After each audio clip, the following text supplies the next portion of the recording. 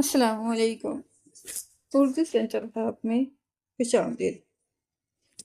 میری new video updates کے لیے اردو سینٹر ہب کو سبسکرائب کر کے بیل نوٹیفیکیشن کو آن کر دیجیے۔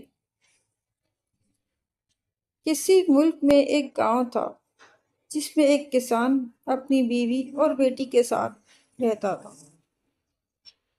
اس کی بیٹی کا نام لالہ رخ تھا اور وہ 15-16 سال کی ایک نہایت حسین و جمیل لڑکی تھی۔ وہ بہت با اخلاق اور ہر کسی کے دکھ درد میں کام آنے والی لڑکی تھی۔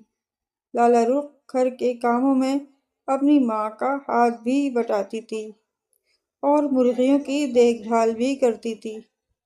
ان کاموں سے فارغ ہو کر وہ اپنی بکریوں کو قریبی جنگل میں چرانے کے لیے لے جاتی۔ بکریاں تو جنگل میں گھاس اور جھاڑیوں میں لگے پتے کھانے لگتی اور لالہ رخ کسی مٹی کے ٹیلے پر بیٹھ کر ان کی رکھوالی کرتی اور اس بات کا دھیان رکھتی کہ کوئی بکری زیادہ دور نہ نکل جائے۔ اسے جنگل میں جا کر اس کی فضا میں بکریوں کو چرانے میں بڑا مزہ آتا تھا۔ ایک دن سورج ڈھلنے سے پہلے وہ اپنی بکریوں کو ہانک کر جنگل سے گھر کی جانب آ رہی تھی کہ راستے میں اسے زمین پر کوئی چمکیلی چیز نظر آئی۔ اس نے اٹھا کر دیکھا تو وہ ایک ننھی سی سنہری انگوٹھی تھی جس پر سرخ رنگ کا ایک نگینہ بھی جڑا ہوا تھا۔ لالہ رخ نے ادھر ادھر دیکھا کہ شاید اسے وہ شخص نظر آ جائے جس کی یہ انگوٹھی تھی، مگر آس پاس کوئی بھی نہ تھا۔ اس نے انگوٹھی کو اپنی اوڑھنی کے پلو میں باندھ لیا اور سوچا کہ اگر اس انگوٹھی کا مالک کبھی مل گیا تو وہ اسے اس کے حوالے کر دے گی۔ اس کے بعد پھر بکریوں کو ہانکتی ہوئی گھر کی جانب چل پڑی۔ ابھی وہ گھر سے کچھ فاصلے پر تھی کہ راستے میں ایک درخت کے نیچے اسے ایک چھوٹا سا بونا بیٹھا نظر آیا۔ اس کے چہرے پر اداسی تھی اور آنکھوں میں آنسو بھرے ہوئے تھے۔ لالہ رخ کو اسے یوں اداس دیکھ کر بہت ترس آیا اور وہ اس کے پاس آ کر بولی،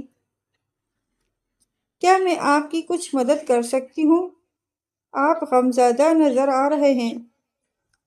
بونے نے ایک آہ بھری اور اداس لہجے میں بولا، تم تو کیا، میری مدد تو کوئی بھی نہیں کر سکتا۔ اتنی بڑی زمین ہے، وہ نہ جانے میری جیب سے کہاں گر گئی ہے۔ جب میں جھک کر دریا سے پانی پی رہا تھا تو ہو سکتا ہے وہ دریا میں گر پڑی ہو۔ اس کی بات سن کر لالہ رخ ہنس پڑی۔ کہیں آپ کی انگوٹھی تو نہیں کھو گئی ہے؟ اس نے ہنستے ہوئے سوال کیا۔ اس کی بات سن کر پونا حیرت سے اچھل پڑا۔ لڑکی، تمہیں کیسے پتہ چلا کہ میری انگوٹھی کھو گئی ہے؟ اس نے حیرانگی سے پوچھا۔ مجھے کچھ دور زمین پر سے ایک انگوٹھی ملی تھی اور میں نے آپ کی باتوں سے اندازہ کر لیا تھا کہ یہ آپ ہی کی ہوگی۔ لالہ رخ نے اپنی اوڑھنی کے پلو سے انگوٹھی نکال کر بونے کے حوالے کرتے ہوئے کہا۔ بونا خوش ہو گیا۔ اس نے انگوٹھی لے کر احتیاط سے اپنی جیب میں رکھ لی اور لالہ رخ سے بولا، یہ ایک بہت ہی قیمتی انگوٹھی ہے۔ اسے بیچ کر تمہیں بہت ساری رقم مل سکتی تھی، مگر تم ایک اچھی اور نیک دل لڑکی ہو اور تمہارے دل میں ذرا سا بھی لالچ نہیں ہے۔ میں تمہارا شکر گزار ہوں۔ یہ انگوٹھی میں نے اپنی پیاری بیوی کو تحفے میں دینے کے لیے لی تھی۔ میں خوش ہوں کہ آپ کی انگوٹھی آپ کو مل گئی ہے، لالہ رخ نے کہا۔ بونے نے مسکرا کر اس کی بات سنی اور اپنے تھیلے میں سے چاندی کی ایک ڈبیا نکال کر اسے لالہ رخ کو دیتے ہوئے بولا، لڑکی، میں تمہاری نیکی کا انعام تو نہیں دے سکتا کیونکہ اس وقت میرے پاس کوئی قیمتی چیز نہیں ہے۔ ہاں، جنگل سے گزرتے ہوئے ایک جادوگرنی کے گھر کی کھڑکی کے نیچے سے مجھے یہ ڈبیا ملی تھی۔ اس میں ایک بیج ہے اور مجھے یقین ہے کہ یہ جادو کا بیج ہوگا۔ گھر جا کر اسے زمین میں بو دینا۔ ہو سکتا ہے اس میں سے ایسا درخت نکل آئے جس میں بجائے پھلوں اور پھولوں کے سونے چاندی کی اشرفیاں لگتی ہوں۔ اگر ایسا ہو گیا تو مزے آ جائیں گے، تم امیر ہو جاؤ گی۔ لالا رخ نے ڈیویا لے کر بونے کا شکریہ ادا کیا۔ بونے نے اپنے منہ میں دونوں ہاتھوں کی ایک ایک انگلی ڈالی اور زور سے سیٹی بجائی۔ سیٹی کی آواز سنتے ہی سامنے کی جھاڑیوں میں سے ہلچل مچی اور ان میں سے بونے سے کچھ بڑے قد کا ایک گھوڑا نکل آیا اور اس کے پاس کھڑا ہو کر ہنہنانے لگا۔ اس کے منہ میں گھاس دبی ہوئی تھی جس سے وہ مزے لے لے کر کھا رہا تھا۔ بونے نے لالا رخ کو خدا حافظ کہا اور اپنے چھوٹے سے گھوڑے پر سوار ہو کر لمحہ بھر میں ہی نظروں سے اوجھل ہو گیا۔ لالا رخ خوش خوش گھر آئی۔ گھر آ کر اس نے بکریوں کو ان کے کھونٹوں سے باندھ دیا۔ پھر اس نے ذہن میں ایک اچھی سی جگہ دیکھ کر زمین کھودی اور اس میں وہ جادو کا بیج دبا دیا۔ بیج دبانے کے بعد اس نے اس پر تھوڑا سا پانی بھی چھڑک دیا اور اپنے دوسرے کاموں میں مصروف ہو گئی۔ تھوڑی دیر بعد کسان بھی کھیتوں پر سے گھر لوٹ آیا۔ رات ہو گئی تھی۔ کسان، اس کی بیوی اور لالا رخ نے کھانا کھایا اور سونے کے لیے بستروں میں لیٹ گئے۔ اگلی صبح جب لالا رخ اٹھی تو اس نے اس جگہ جہاں بیج بویا تھا وہاں ایک مٹر کا پودا دیکھا۔ لالا رخ کو بہت حیرت ہوئی، ایک تو اس بات پر کہ ایک ہی رات میں مٹر کا پودا زمین سے کیسے نکل آیا اور اتنا بڑا ہو گیا، دوسری حیرت اسے اس بات پر تھی کہ اس پودے کی شاخ میں ایک مٹر کی پھلی بھی لگی ہوئی تھی۔ وہ سمجھ گئی کہ جادو کے بیج کی وجہ سے ایسا ہوا ہے۔ اس نے جلدی سے مٹر کی پھلی پودے سے توڑی اور اسے چھیل کر دیکھنے لگی۔ اسے چھیلا تو اندر مٹر کے دانے نہیں تھے بلکہ ایک بہت ہی چھوٹا سا لڑکا آنکھیں بند کیے لیٹا تھا۔ لالا رخ ڈرپوک لڑکی نہیں تھی، اس لیے وہ اس عجیب و غریب چھوٹے سے لڑکے کو دیکھ کر ذرا بھی نہیں ڈری۔ اس نے جلدی سے اس لڑکے کو پھلی سے نکال کر اپنی ہتھیلی پر رکھ لیا اور اسے غور سے دیکھنے لگی۔ پھلی سے نکلتے ہی لڑکے کی آنکھیں کھل گئیں اور وہ اٹھ کر بیٹھ گیا۔ میں کہاں ہوں؟ لڑکے نے حیرت سے آنکھیں جھپکائیں۔ شاید میں دیو کی دنیا میں پہنچ گیا ہوں۔ اتنی بڑی لڑکی تو میں نے آج تک نہیں دیکھی۔ تم میری ہتھیلی پہ ہو ننھے لڑکے، میں دیو نہیں ہوں، عام انسان ہوں، تم ہی بس بہت چھوٹے سے ہو۔ لالا رخ نے مسکراتے ہوئے کہا۔ وہ اس ننھے لڑکے کو دیکھ کر خوش ہو گئی تھی۔ اس نے دل میں سوچ لیا تھا کہ وہ اس لڑکے کو اپنے گھر میں ہی رکھے گی۔ مجھے بھوک لگ رہی ہے، لڑکے نے کہا، کیا مجھے کھانے کو کچھ ملے گا؟ لالا رخ نے کہا، تم کیا کھاؤ گے مجھے بتا دو، جو کی روٹی اور مکھن تو تم کھا نہیں سکو گے، جو کی روٹی تو بہت بڑی ہوتی ہے۔ کیا تم اخروٹ کا حلوہ بنا سکتی ہو؟ لڑکے نے جلدی سے پوچھا۔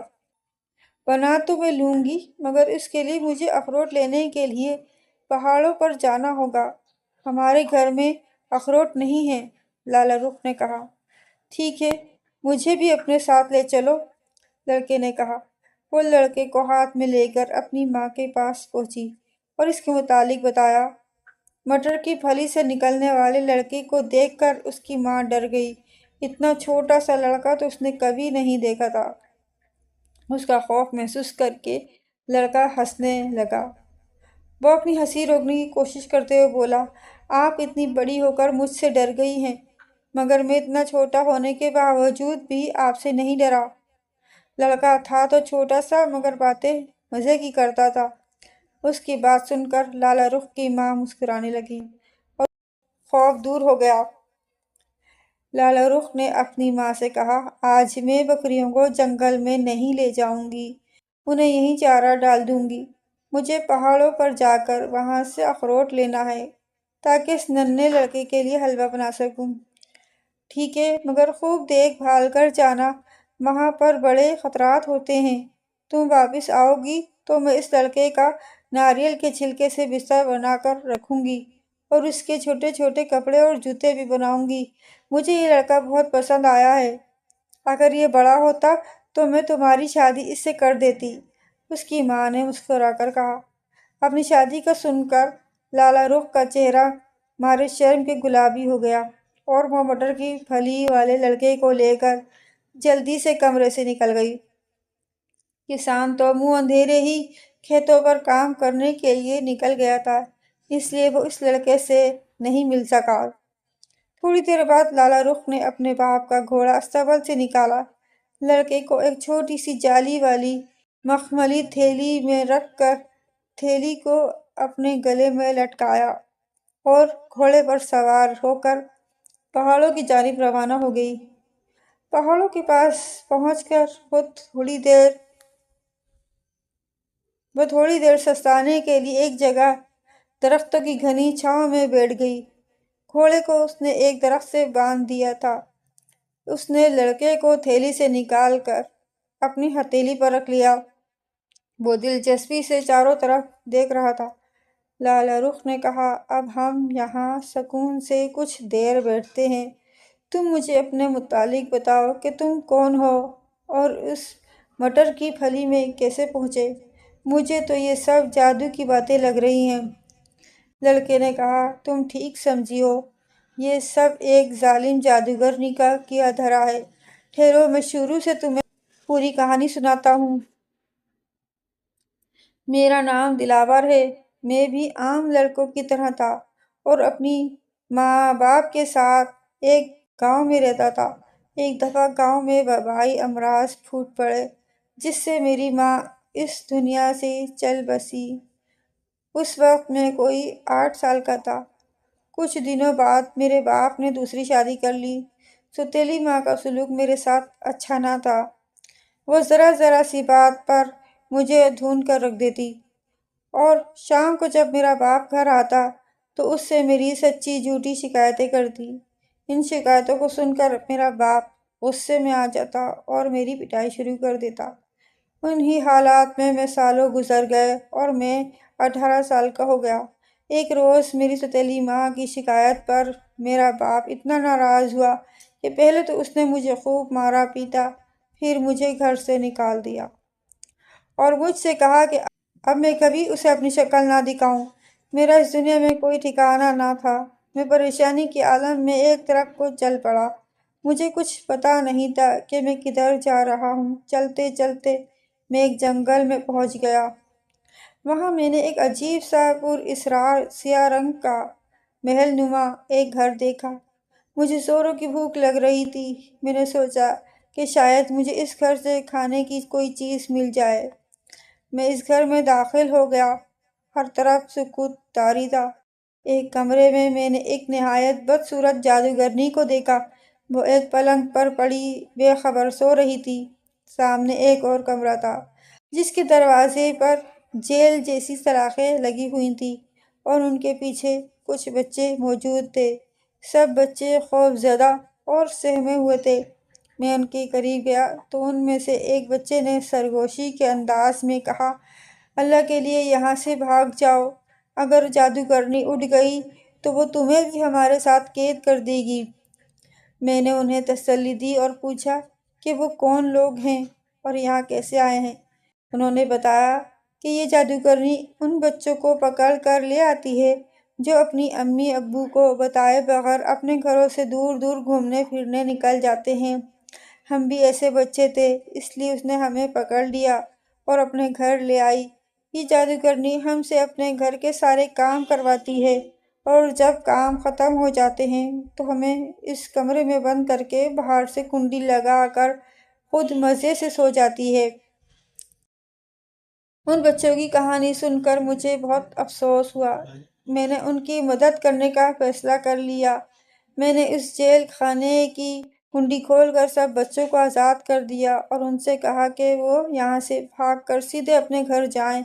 میں نے انہیں یہ بھی تاکید کی کہ آئندہ وہ اپنے ماں باپ کو بتائے بغیر کہیں نہ جائیں۔ انہوں نے وعدہ کر لیا اور خوش خوش وہاں سے بھاگ گئے۔ ان کے جانے کے بعد میں بھی وہاں سے نکلنے ہی لگا تھا، مگر کیا دیکھتا ہوں کہ وہ جادوگرنی وہاں آ گئی ہے۔ بچوں کو جیل میں نہ پا کر وہ سمجھ گئی کہ میں نے انہیں آزاد کر دیا ہے۔ وہ غصے سے لال بھگا ہو گئی۔ اس نے اپنے دانت کٹکھٹائے اور قہر بھری آواز میں بولی، تو نے ان بچوں کو یہاں سے نکال کر مجھ پر بڑا ظلم کیا ہے۔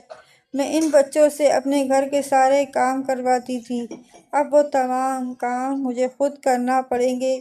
لڑکے، تجھے اس حرکت کی سزا ضرور ملے گی۔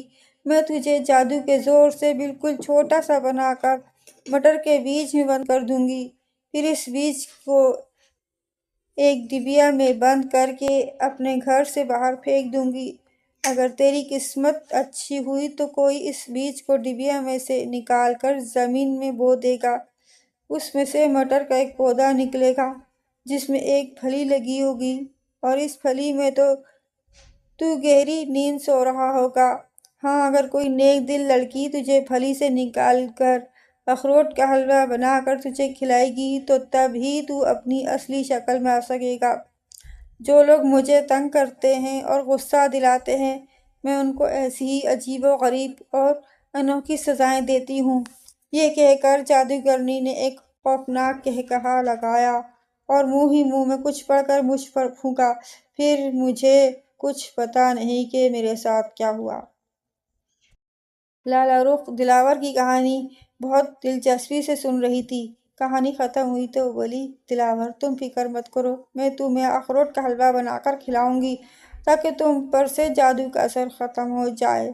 ویسے تمہاری دکھ بھری کہانی سن کر میرا دل بھر آیا ہے۔ تم نے بہت دکھ اٹھائے ہیں، اب اطمینان رکھو، تم ہمارے گھر میں ہمارے ساتھ ہی رہنا، وہاں تمہیں کوئی تکلیف نہیں ہوگی۔ اس کے بعد وہ اٹھی۔ پہاڑ کے دامن میں اخروٹ کے درخت تھے۔ اس نے درختوں سے اخروٹ توڑے اور دلاور کے ساتھ واپس گھر آ گئی۔ اس کی ماں نے کھانا تیار کر رکھا تھا، مگر لالا رخ کو ذرا سی بھی بھوک نہیں تھی۔ وہ تو یہ چاہ رہی تھی کہ جلد از جلد اخروٹ کا حلوہ بنائے اور دلاور کو کھلا دے۔ اس نے دلاور کو زمین پر چھوڑ دیا اور وہ باورچی خانے میں بھاگا پھر رہا تھا۔ لالا رخ نے ایک چھوٹی سی ہنڈیا کو دھو کر اس میں مکھن ڈال کر سوجی بھونی، پھر اس میں کشمش، پستے، کھوپرا اور پہاڑ سے لائے ہوئے اخروٹ ڈالے۔ حلوے کی خوشبو پورے گھر میں پھیلی ہوئی تھی۔ تھوڑی دیر میں حلوہ تیار ہو گیا۔ لالا رخ نے امرود کا ایک پتا لیا اور اسے گول گول کاٹ کر اسے چھوٹی سی پلیٹ بنائی اور اس میں حلوہ ڈال کر اس پر چاندی کے ورق لگائے اور پلیٹ دلاور کے سامنے رکھ دی۔ گھر میں اتنا چھوٹا کوئی چمچ تو تھا نہیں کہ وہ اس سے حلوہ کھا سکے، اس لیے لالا رخ نے امرود کے پتے کے موٹے ڈنٹل سے ایک چھوٹا سا چمچ بھی بنا دیا۔ دلاور نے اس چمچے سے حلوہ کھانا شروع کر دیا۔ حلوہ بہت مزے کا تھا۔ دلاور نے ڈنٹل والے چمچ میں تھوڑا سا حلوہ لے کر لالا رخ کو بھی کھلانا چاہا۔ اس کی اس حرکت پر لالا رخ ہنس پڑی اور بولی، یہ میں نے تمہارے لیے بنایا ہے، تم ہی کھاؤ۔ لالا رخ کی ماں بھی وہیں بیٹھی تھی۔ لالا رخ نے مسکرا کر اس سے کہا، ماں، اب دلاور ٹھیک ہو جائے گا، خدا کرے ایسا ہی ہو۔ میں تو حیران ہوں کہ دنیا میں اتنے چھوٹے چھوٹے سے لڑکے بھی ہوتے ہیں۔ میں تو ڈر رہی تھی کہ اسے مرغی ٹھونک مار کر نہ کھا جائے یا بلی اسے اپنے بچوں کے ساتھ کھیلنے کے لیے نہ لے جائے۔ لالا رخ نے اپنی ماں کو دلاور کی پوری داستان شروع سے آخر تک سنا دی۔ اس کی ماں یہ تمام باتیں سن کر دنگ رہ گئی اور دلاور کی سوتیلی ماں، ظالم باپ اور جادوگرنی کو برا بھلا کہنے لگی۔ اچانک وہ دونوں چونک گئیں۔ کھلی کھڑکی سے دھنک کے ساتھ رنگوں کی روشنی اندر آنے لگی اور دلاور کو اپنے حصار میں لے کر اس کے گرد چکر کاٹنے لگی۔ یہ روشنی اتنی تیز تھی کہ لالا رخ اور اس کی ماں کی آنکھیں حیران ہو گئیں۔ جب روشنی کے 3 چکر پورے ہو گئے تو اس روشنی میں سے 17-18 سال کا ایک نہایت حسین و جمیل لمبے قد کا نوجوان لڑکا برآمد ہوا اور اس کے ساتھ ہی رنگ برنگی روشنی غائب ہو گئی۔ لڑکے نے مسکراتے ہوئے کہا، لالا رخ، میں دلاور ہوں، مجھ پر سے جادو کا اثر ختم ہو گیا۔ لالا رخ یہ سن کر خوش ہو گئی۔ اس کی ماں بھی حیرت بھری نظروں سے دلاور کو دیکھے جا رہی تھی۔ وہ کسی شہزادے کی طرح خوبصورت تھا۔ اتنی دیر میں کسان بھی دوپہر کا کھانا کھانے گھر آ گیا۔ اس نے دلاور کو دیکھا تو اپنی بیوی سے اس کے متعلق پوچھا۔ اس کی بیوی نے ساری کہانی اسے بھی سنا دی۔ کسان کو جب تمام باتیں پتہ چلیں تو وہ بہت حیران ہوا۔ سب نے مل کر کھانا کھایا۔ فیصلہ یہ ہوا کہ اب دلاور ان کے ساتھ ہی رہے گا۔ وہ بھی بخوشی راضی ہو گیا۔ جب کسان دوبارہ کھیتوں پر چلا گیا تو دلاور، لالا رخ اور اس کی ماں تینوں باتوں میں مصروف ہو گئے۔ دلاور نے لالا رخ کی ماں سے کہا، بس اب تو میرے دل میں ایک ہی خوف ہے۔ لالا رخ اور اس کی ماں اس کی طرف سوالیہ نظروں سے دیکھنے لگیں۔ جب اس نے مزید کچھ نہیں کہا تو لالا رخ کی ماں نے پوچھا، دلاور بیٹا کیسا خوف؟ یہی کہ آپ اپنی بات نہ بھول جائیں۔ دلاور نے جھوٹ موٹ کی اداسی سے کہا، کون سی بات؟